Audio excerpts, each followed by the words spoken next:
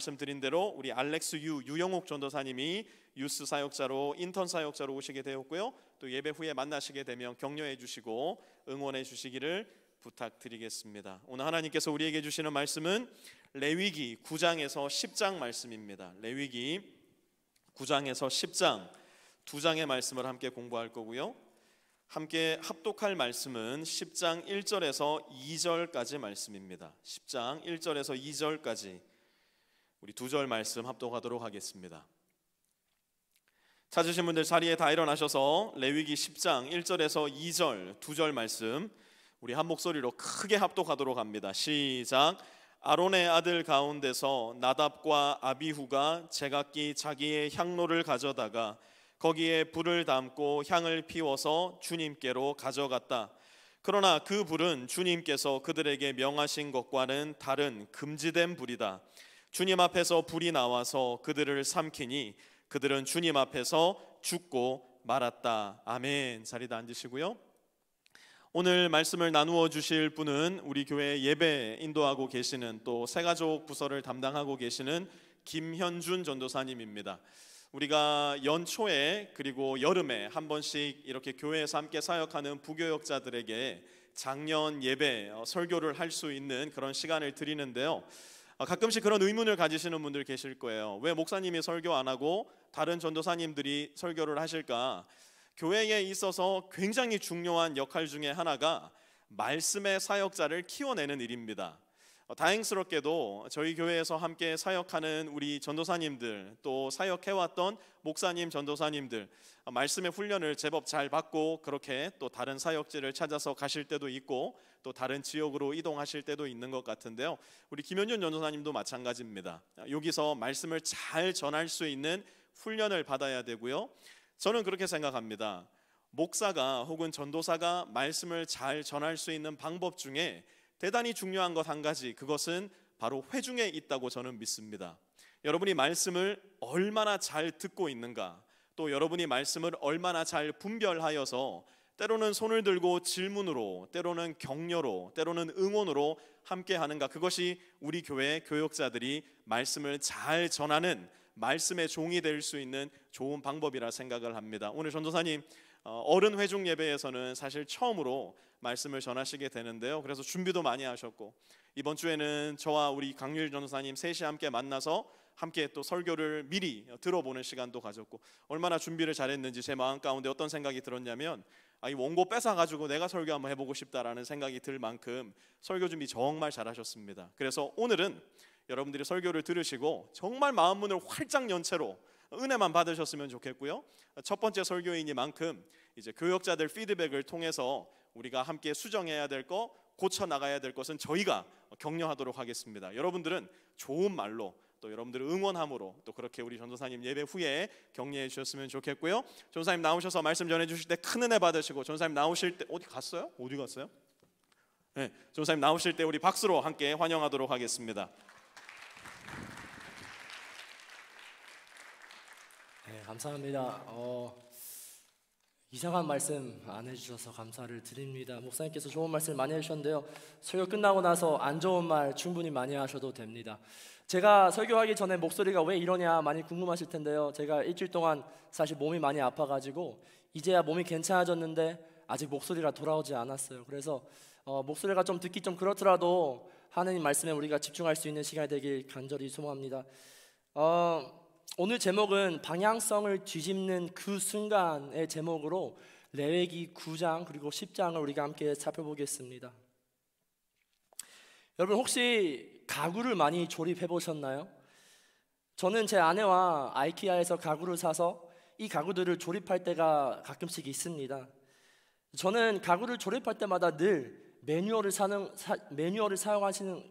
것을 매우 싫어합니다. 그 이유는 매뉴얼을 사용했을 때에 그 시간이 너무 지루해요. 너무나도 많은 단계를 따라야 하기 때문에 저한테는 그 시간이 전혀 즐겁지 않게 느껴집니다. 반대로 매뉴얼을 사용하는 제 아내는 그 시간이 꽤 오래 걸리고 그 시간이 제가 보기에는 많이 지루하게 보이지만 결국 그 가구를 잘 만들어냅니다. 저는 매뉴얼을 보면 한 가지 느끼는 게 왜 이것까지 매뉴얼에 따라해야 될까라는 의문을 듭니다. 저는 사실 가구를 제가 창조하지 않았기 때문에 저는 잘 모를 수밖에 없어요. 그래서 이 매뉴얼을 따라하지 않으면 분명히 제가 놓치는 부분이 있을 거라 생각을 합니다.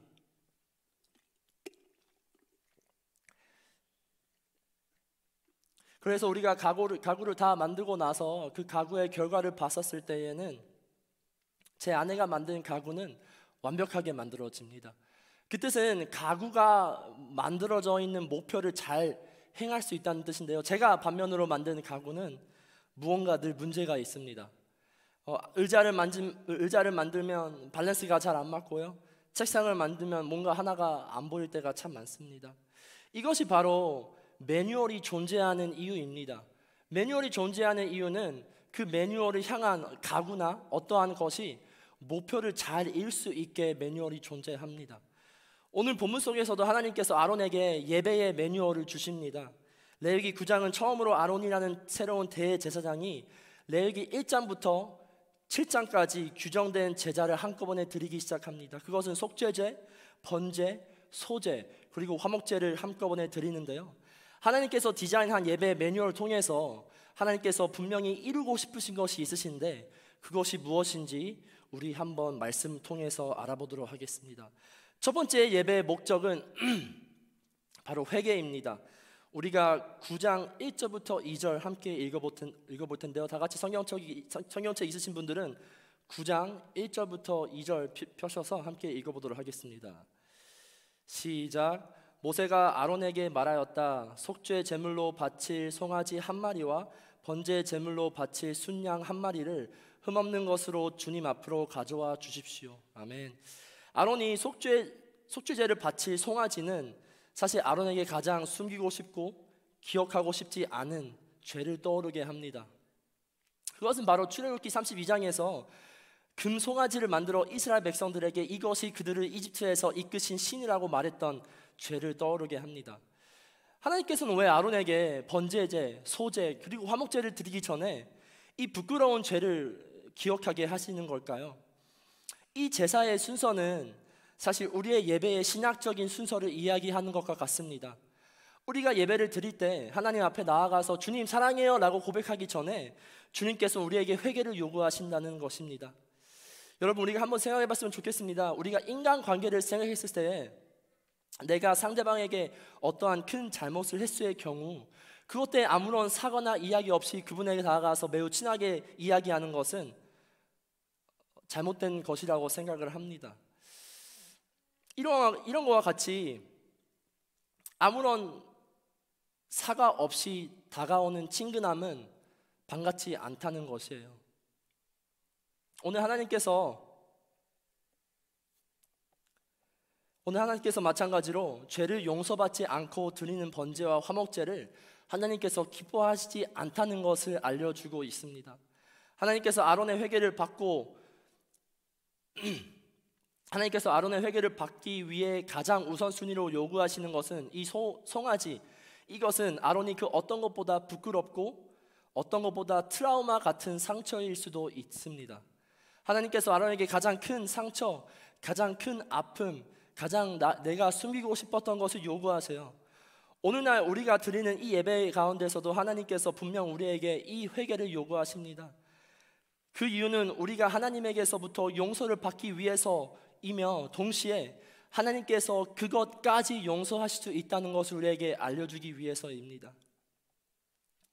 하나님께서 오늘날 우리의 예배 통해서 나의 아픔을 품고 싶으시며 나의 상처를 치유하고 싶으시기 때문이라는 것이에요. 하지만 아쉽게도 우리는 가장 쉽게 착각하는 것이 바로 회개입니다. 우리는 회개를 예배의 감정적인 위로로 많이 착각할 때가 많습니다. 그래서 나의 기분 따라, 나의 감정 따라서 예배를 잘 드렸다, 내가 회개를 하고 왔다라고 생각을 하고 있습니다. 예배를 드리려고 오는 모든 사람에게는 하나님께서 분명 회개를 요구하시는데 그것은 때로 나의 기분을 기쁘게 하는 것이 아니라 어떻게 보면 내가 가장 수치스러운 모습을 주님께 바쳐야 된다는 것이에요. 두 번째 예배의 목적은 예배가 나를 위한 것이 아니라는 것입니다. 우리가 9장 23절 함께 읽기 원하는데요. 성경 있으신 분들 9장 23절 함께 보시면서 통독하겠습니다. 시작. 모세와 아론은 회막 안으로 들어갔다. 그들이 바깥으로 나와서 백성에게 복을 빌어주니 주님의 영광이 모든 백성에게 나타났다. 아멘. 레위기 9장 7절부터 모세와 아론은 하나님께서 모든 시키신 것을 순종하여 7절부터 21절까지 아론은 예배의 매뉴얼을 잘 행합니다. 아무런 문제 없이 예배의 매뉴얼을 행한 아론은 이스라엘 백성들 앞에서 팔을 들고 복을 빕니다. 다음 구절 우리가 함께 읽겠습니다. 24절 시작. 그때에 주님 앞에서부터 불이 나와 제단 위에 번제물과 기름기를 불살랐다. 모든 백성들을 그 광경을 보고 큰 소리를 지르며 땅에 엎드렸다. 아멘. 이렇게 열심히 제사를 드린 아론과 모세에게는 우리가 말씀해 보면 그 어떠한 특별한 것이 이루어지지 않았다는 사실을 우리가 발견할 수 있습니다.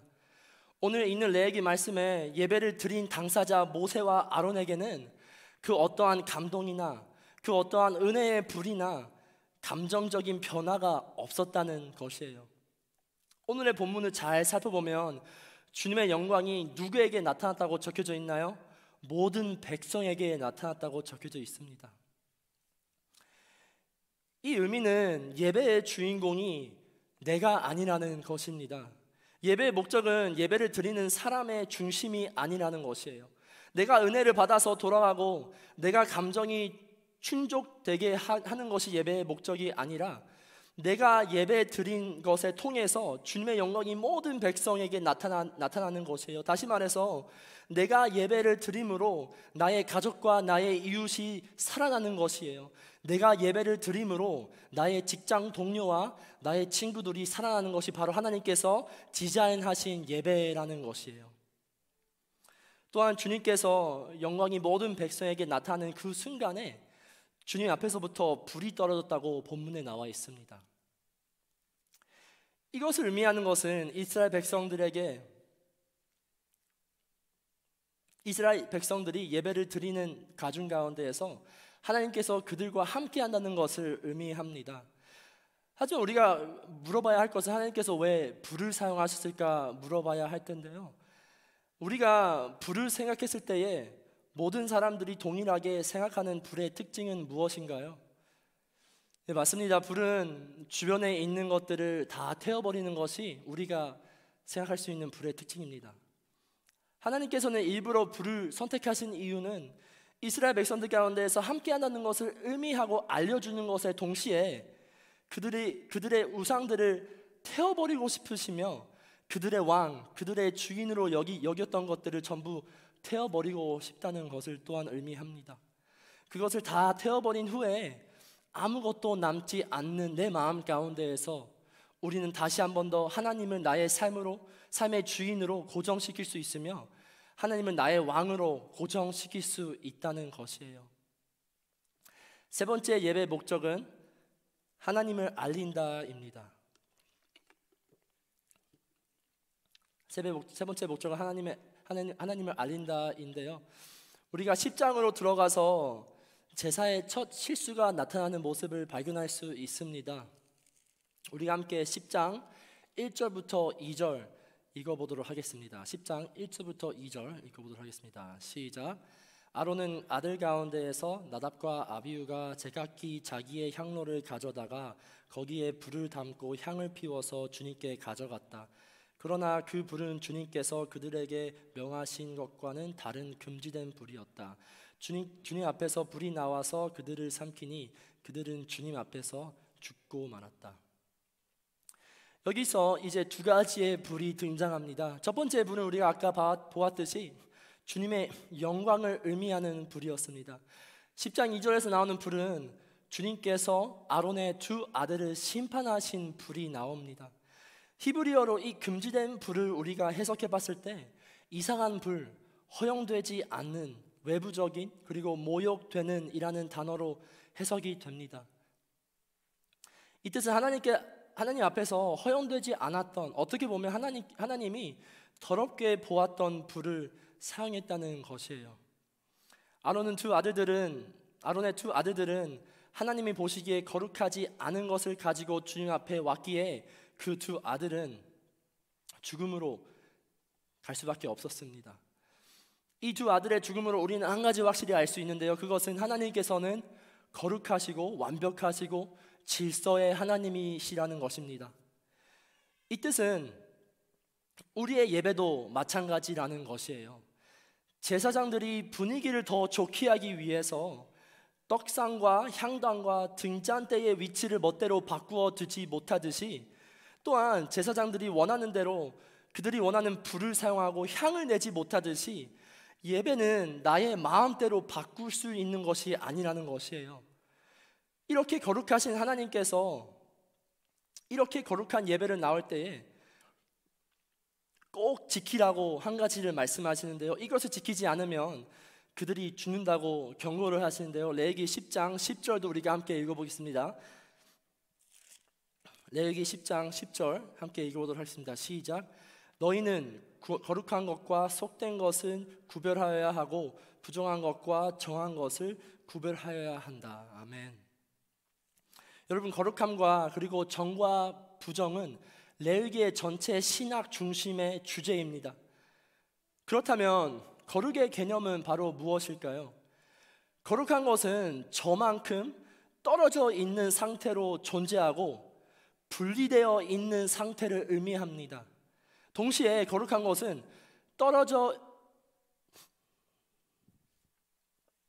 떨어져 분리된 상태에서 완전한 상태를 의미합니다.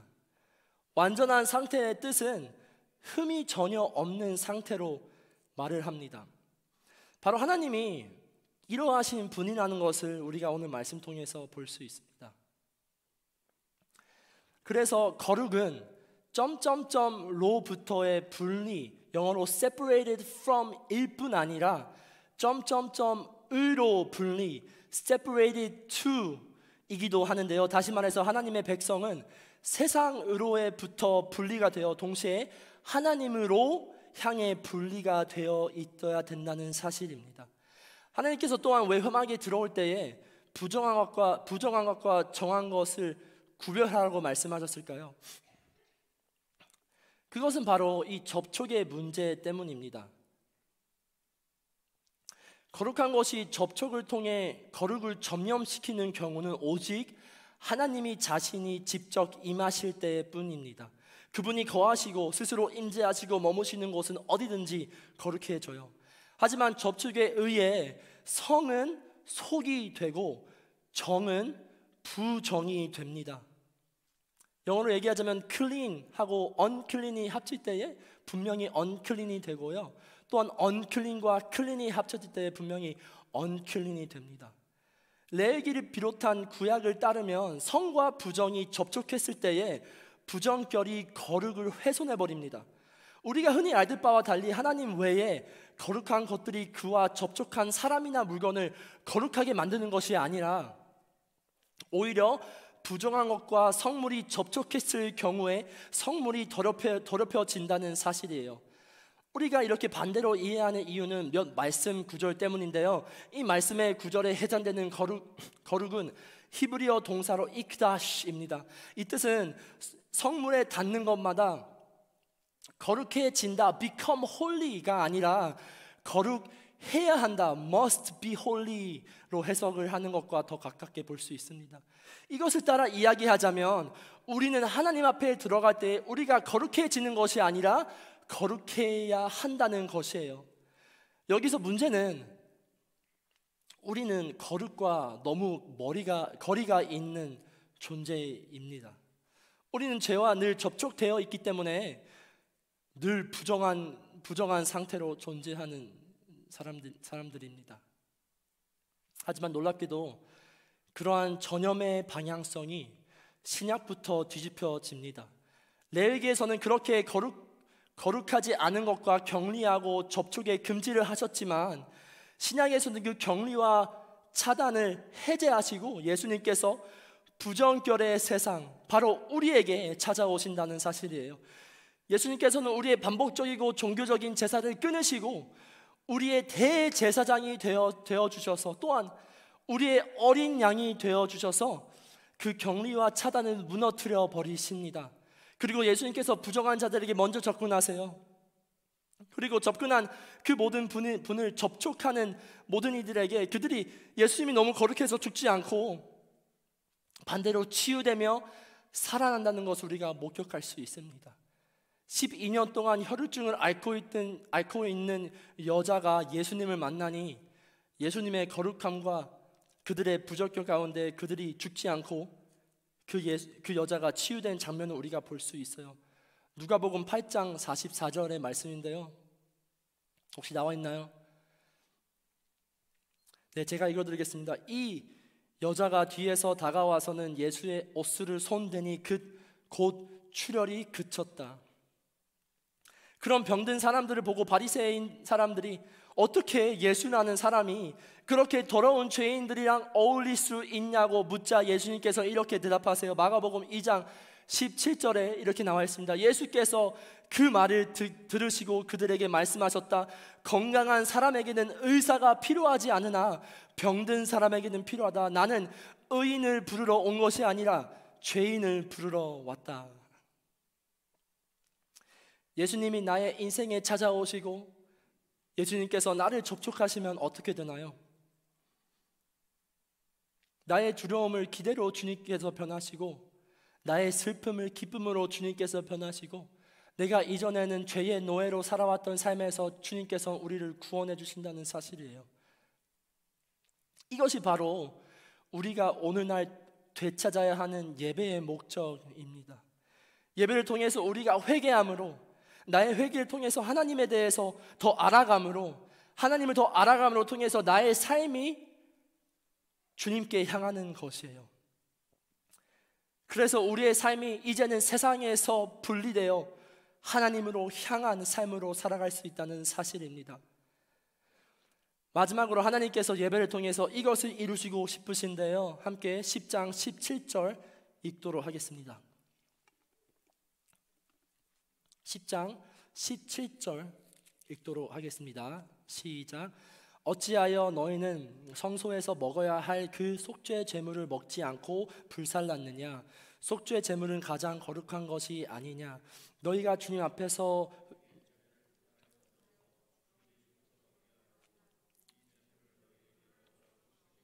아니냐? 아멘. 하나님께서 예배를 통해서 이루고 싶으신 것은 바로 회복입니다. 아론과 남은 두 아들은 나답과 아비후가 죽기 전에 바친 음식을 꼭 먹었어야만 그 제사가 완성이 되는 거였습니다. 하지만 먹지 않고 그 음식을 태워버렸으므로 모세가 아론에게 이렇게 화를 내는 것이에요. 아론의 선택은 사실 제사의 율법을 어긴 거였습니다. 하지만 신기하게도 아론은 죽지 않고 이렇게 모세에게 대답을 하는데요. 10장 19절에서 20절까지의 말씀 아론이 이렇게 대답을 합니다. 제가 읽어드리겠습니다. 이 말을 듣고 아론이 모세에게 대답하였다. 보십시오. 오늘 내 아들들이 속죄제를 받으려고 주님 앞에 속죄 제물과 번제물을 바쳤습니다. 그런데 이런 참혹한 일이 오늘 나에게 닥쳤습니다. 그러니 내가 무슨 염치로 오늘 그들에게 바친 속죄 제물을 먹는단 말이요. 내가 그들이 제물로 바친 고기를 먹으면 주님께서 정말 좋게 보아 주시리라 생각합니까? 이 말을 듣고 보니 모세도 그렇겠다는 생각이 들었다. 아멘. 하나님께서 아론의 첫 두 아들이 금지된 불을 사용하지 않음으로써 그들의 마음을 원하셨던 것이에요. 마치 화목 제사를 드릴 때 콩팥과 간을 떼어 태우듯이 하나님께서는 하나님께 디자인한 예배의 질서를 따르는 과정에 그들의 마음을 원하셨다는 것이죠. 하지만 아론이 죽지 않은 이유는 하나님께서 아론의 마음을 아셨기 때문인데요. 아론이 어떠한 상황에 있는지 하나님께서는 분명 잘 보고 계셨다는 것이에요. 이것은 앞뒤가 안 맞는 하나님의 모습이 아니라 하나님의 거룩함과 동시에 하나님의 자비하심을 볼 수 있는 장면입니다. 사랑하는 빛의 교회 성도 여러분, 오늘날 우리가 드리는 예배 가운데에서도 동일하게 하나님의 거룩함과 하나님의 자비하심이 동시하게 존재합니다. 그래서 우리는 영적인 민감함과 영적인 눈을 열어서 예배를 드려야 할 필요가 있어요. 하지만 동시에 하나님께서 고통스러워하는 자, 슬퍼하는 자, 우리가 상상하지 못하는 상황 가운데 처해 있는 자들을 마음들을 공감하세요. 그래서 하나님께서는 우리의 형편 따라서 각자 상황 따라서 모습은 다르겠지만 우리의 마음을 요구하십니다. 아론이 제사의 법을 지키지 않아도 죽지 않은 것과 같이 버거운 삶을 살아가고 있지만 하나님을 간구하는 자들에겐 주님께서는 분명히 만나 주신다는 사실이에요. 그리고 그 하나님의 자비로 예배 속 안에서 이렇게 회복이 이루어질 수 있다는 것이에요. 우리는 예배가 하나님의 자비가 가득해서 회복의 자리라는 것은 사실 잘 알고 있을 거라 믿습니다. 하지만 많은 때에 이것을 나 스스로한테는 잘 적용하지만 다른 이에게는 잘 적용을 못할 때가 참 많습니다. 그래서 우리는 저 사람이 왜 저렇게 예배를 드릴까? 왜 저렇게 행동할까? 하면서 판단을 할 때가 있습니다. 그런 우리에게 아론이 모세에게 던진 질문을 한번 물어봐야 하는데요, 10장 19절에서 마지막에 아론이 이렇게 묻습니다. 주님께서 정말 좋게 보아주시리라 생각하십니까? 이 질문을 우리는 스스로 물어봐야 합니다. 겉으로는 신앙생활의 모습이 매우 성숙해 보이지만 나의 마음 가운데에 주님의 중심이 있는지, 나의 마음 가운데에 주님이 그것을 보시면서 기뻐하실 건지 한번 물어봐야 합니다.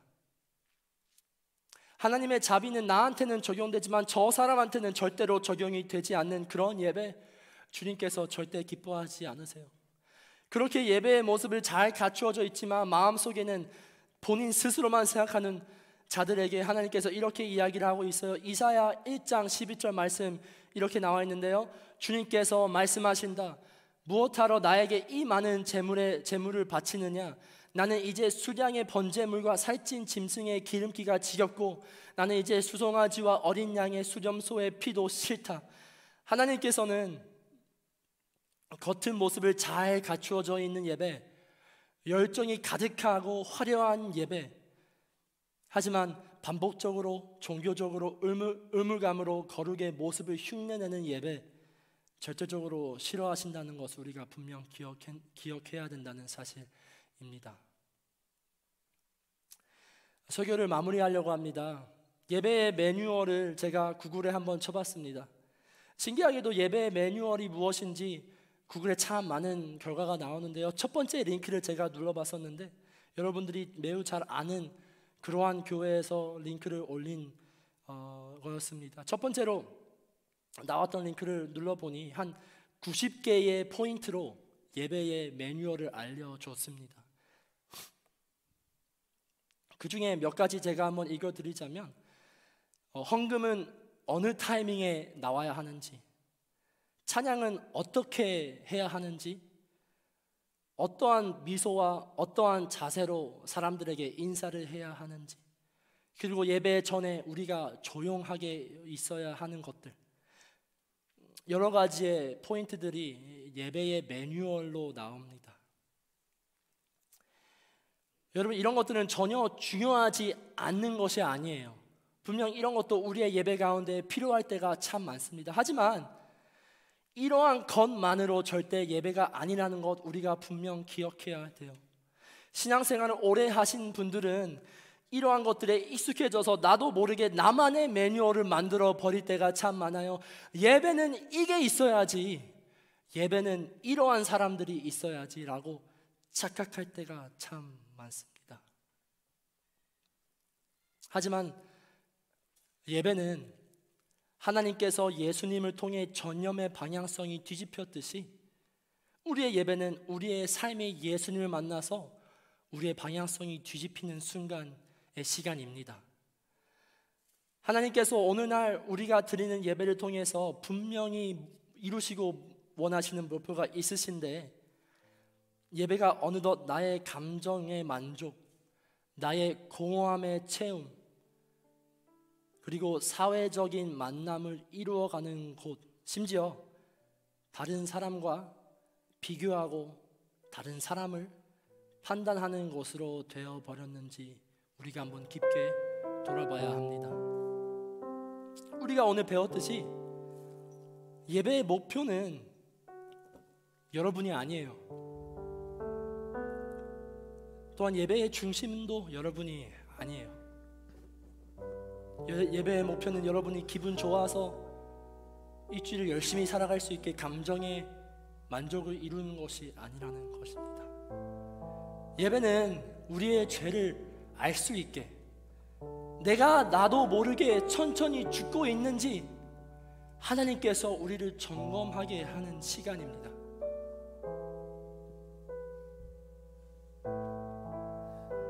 그래서 우리가 오늘 예배에 나온 모든 빛의 교회 성도님들 마음 가운데에서 이러한 다짐을 하고 우리가 돌아가기 원하는데요, 다짐을 할 때 이러한 다짐을 하기 원합니다. 하나님,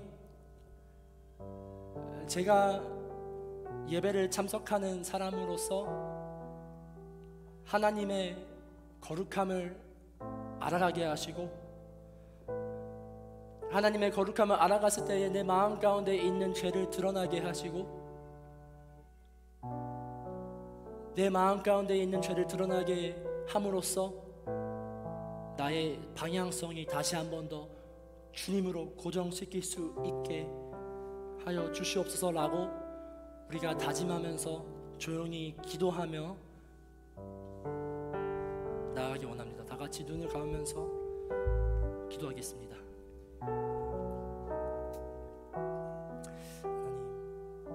제가 예배를 통해서 나를 무조건적으로 채우려고 했든지, 내가 예배를 가면 어떻게든 은혜를 받아야지, 어떻게든 나의 힘든 감정들을 던지고 와야지라고 예배를 바라볼 때 그런 착각을 하지 않았는지 우리가 한번 깊게 돌아볼 수 있게 하시고, 우리 마음 가운데 하나님께서 다시 한 번 더 주님께서 디자인한 예배의 목적을 자리 잡게 하시고, 주님 앞에 나올 때에 하나님을 만나며 하나님 만나 동시에 나의 죄를 회개함으로써 우리의 방향성이 주님으로, 나의 삶의 주인이 주님으로, 마치 모든 백성들에게 불이 나타나 그들의 우상들을 태웠듯이 오늘 이 예배 가운데에서 하나님의 불이 임하셔서 내 마음 가운데 있는 왕들과 내 마음 가운데 있는 우상들과, 심지어 내가 모르고 있던 우상들을 주님께서 태워주셔서 내 인생의 주인공이 바로 예수님이 될 수 있는, 내 삶의 왕이 주님으로서 자리 잡을 수 있는 그런 텅텅 빈 마음으로 나아갈 수 있게 주님께서 인도하여 주시옵소서.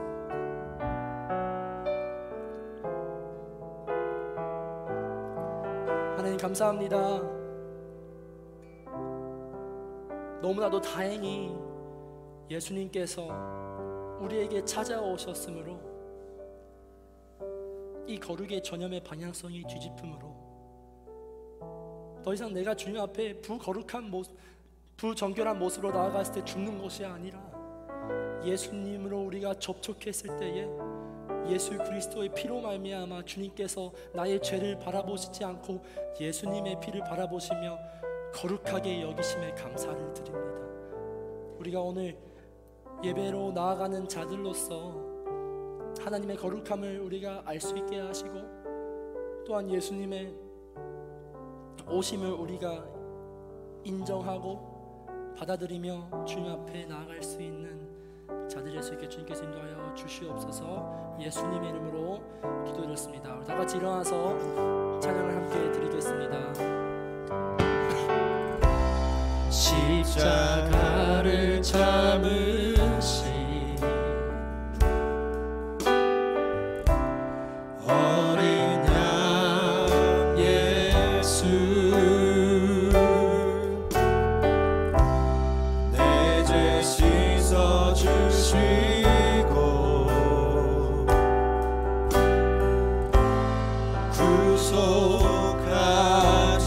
구속하셨네.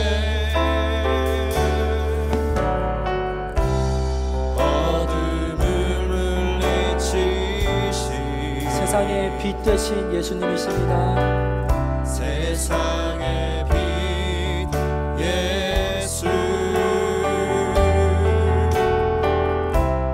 영광의 빛 비추사 자유케 하시네. 다같이 함께 고백하겠습니다. 예수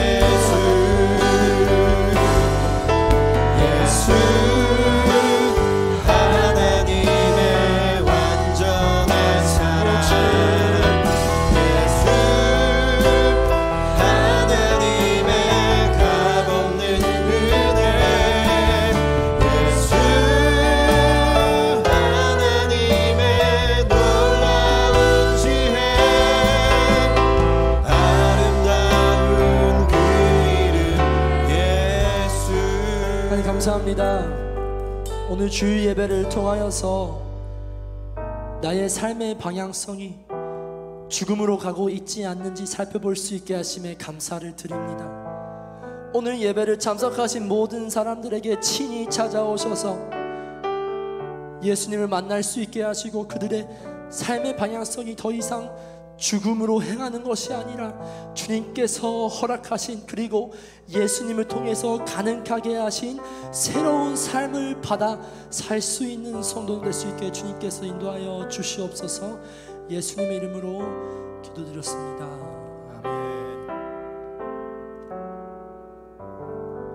축도하심으로 예배를 마치겠습니다. 이제는 우리 주 예수 그리스도의 은혜와 하나님 아버지의 무한하신 사랑하심과 성령의 내주 교통하심이 오늘 이 예배를 통하여 또한 이 중요한 레위기의 메시지를 통하여 우리의 생각에 하나님의 마음을 맞추려는 욕심을 부리는 것이 아니라 하나님의 마음과 생각과 뜻에 기꺼이 우리의 마음과 생각과 뜻을 맞추기로 방향의 전환이 이루어지는 아름다운 예배의 시간, 우리의 삶으로 살아가리라 다짐하고 세상 가운데로 나아가는 우리 모든 빛의 성도들 머리머리 위에와 그들의 가정 위에, 직장 위에, 기업 위에, 어렵고 힘든 모든 관계들 위에도 이제로부터 영원까지 함께하옵시기를 간절히 축원하옵나이다.